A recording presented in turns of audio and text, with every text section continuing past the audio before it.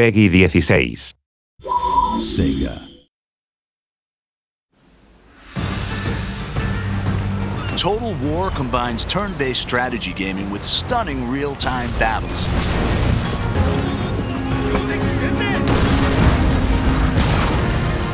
Players take command of nations, armies, and generals as they battle for ultimate victory.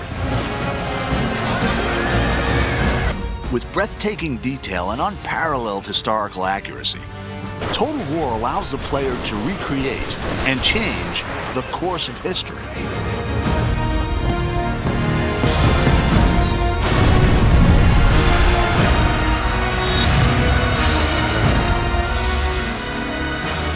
In 2011, the award-winning Shogun 2 offered new AI, streamlined controls, and a host of multiplayer features.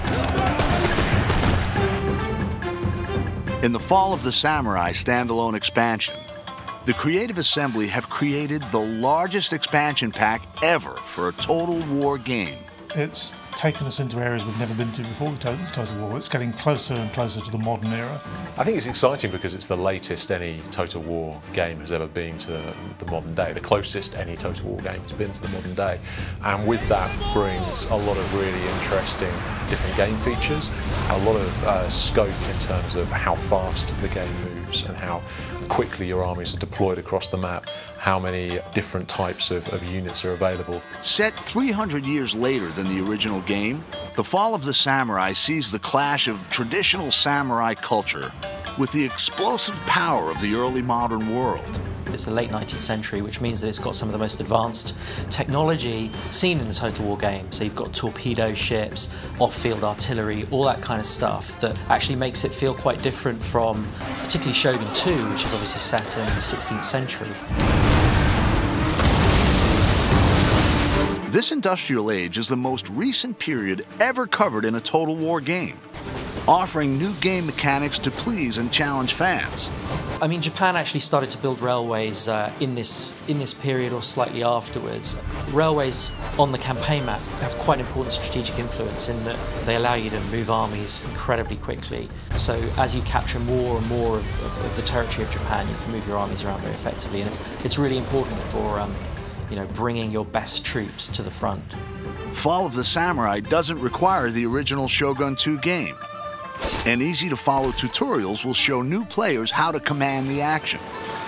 It's a standalone expansion, so it's not a game add-on as such, in that you need the original game in order to play it, but it's a fully standalone version of the game itself.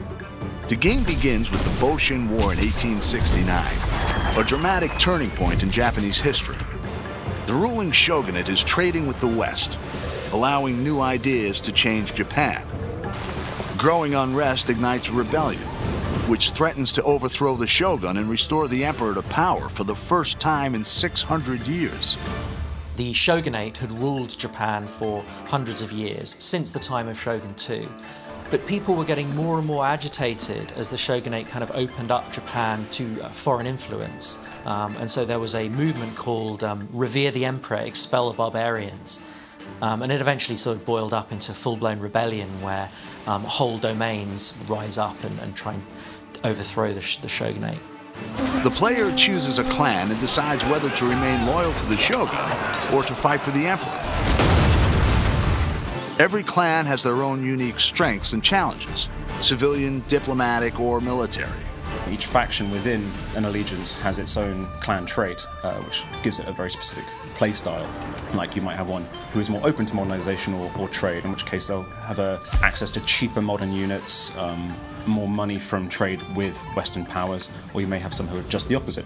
In the next trailer, we'll find out how the campaign and the real-time battles have been reimagined and redefined.